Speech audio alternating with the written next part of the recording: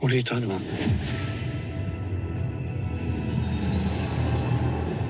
When a young girl's sketchbook falls into a strange pond, her drawings come to life, chaotic, real, and on the loose. As a town descends into chaos, her family must reunite and stop the monsters they never meant to unleash. The movie is Sketch. It's written and directed by Seth Worley and stars Bianca Bell, Tony Hale, and Darcy Carden. It's rated PG. Common Sense Media says it's okay for ages 10 and up. Hi, I'm Mr. F, former ELA teacher turned film critic. Welcome to the show where I smash my love of cinema together with the fun of figurative language. And a quick note, before we begin my report card review, today's program is brought to you by similes. So first, a real quick definition. Similes are where you describe something by comparing it to something that is unlike that thing, and you use a comparison word like or as. Here are a couple examples from movies. Perhaps the most famous simile in all of movie history: life is like a box of chocolates from Forrest Gump. From The Lord of the Rings, Fellowship of the Ring, the challenges ahead are as tall as mountain. And perhaps my favorite movie simile of all time comes from Zootopia. He was as confused as a chameleon in a bag full of Skittles. I'm going to take one big thing about the movie Sketch and I'm going to say it in a simile. Okay, and that big thing is that most of the monsters in this movie aren't that scary. Now the key word there is most, because some of the monsters and some of the scenes in this movie are a lot more frightening than the trailer would let you to believe. That said, I'm going to compare the monsters in this film to things that are not scary. So the first thing I do to make my simile is I'm going to make a list of things that aren't scary. Let's see, how about teddy bears, Elmo, cuddly puppies, and ice cream cake. Those are four very not scary things. Some of them will make a good simile, but others may not. And here's how you figure that out. The first thing you do is you take a look at your list and see if you have something that is too similar to the thing you're trying to describe. Remember, similes are two unlike things.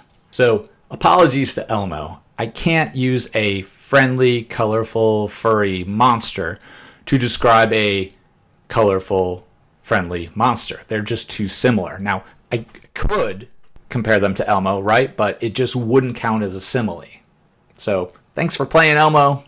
See you later.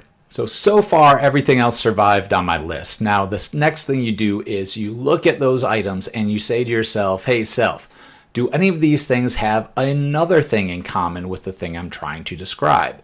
If the thing you compare to make your simile has more than one thing in common with what you're trying to describe, it makes it a really, really strong simile. So let's take teddy bears. Teddy bears are chill.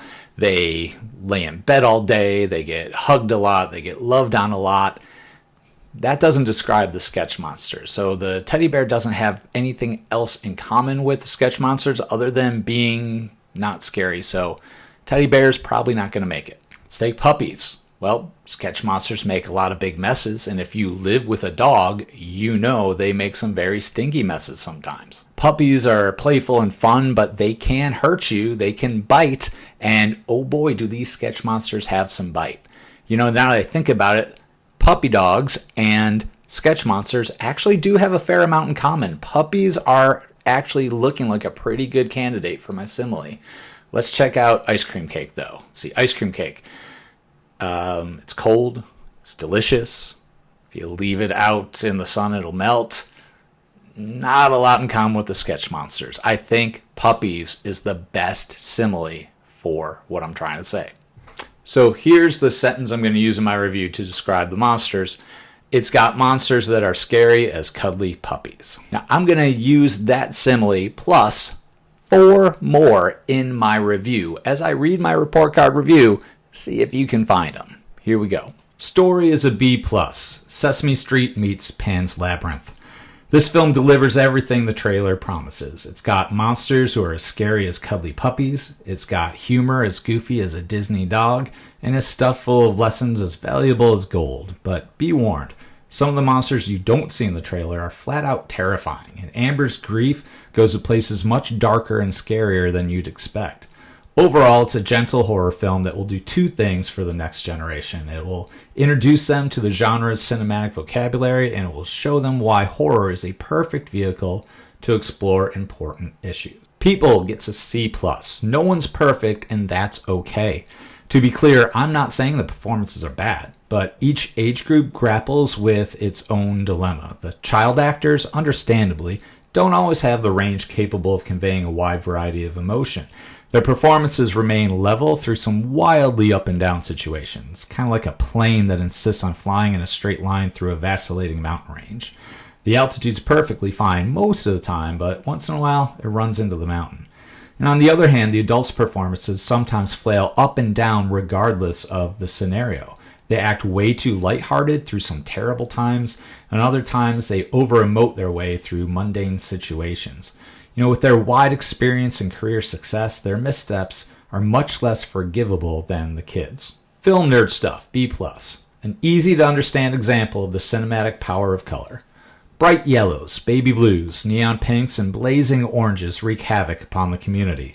The colorful chaoses like an evil Crayola box come to life.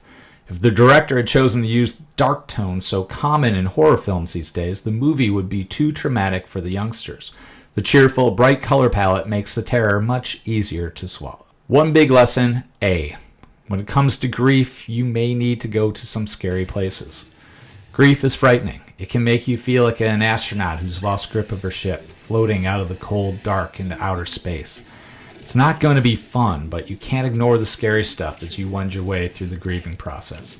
The lessons about how to handle grief are explicitly stated throughout the movie, which is usually a big screenwriting no-no.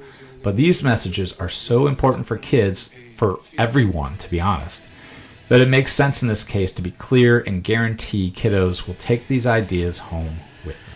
Did you find any other similes? I told you to look for 4. I think I may have used 5. Okay, here they are. It's got humor, it's goofy as a Disney dog. It's stuffed full of lessons as valuable as gold.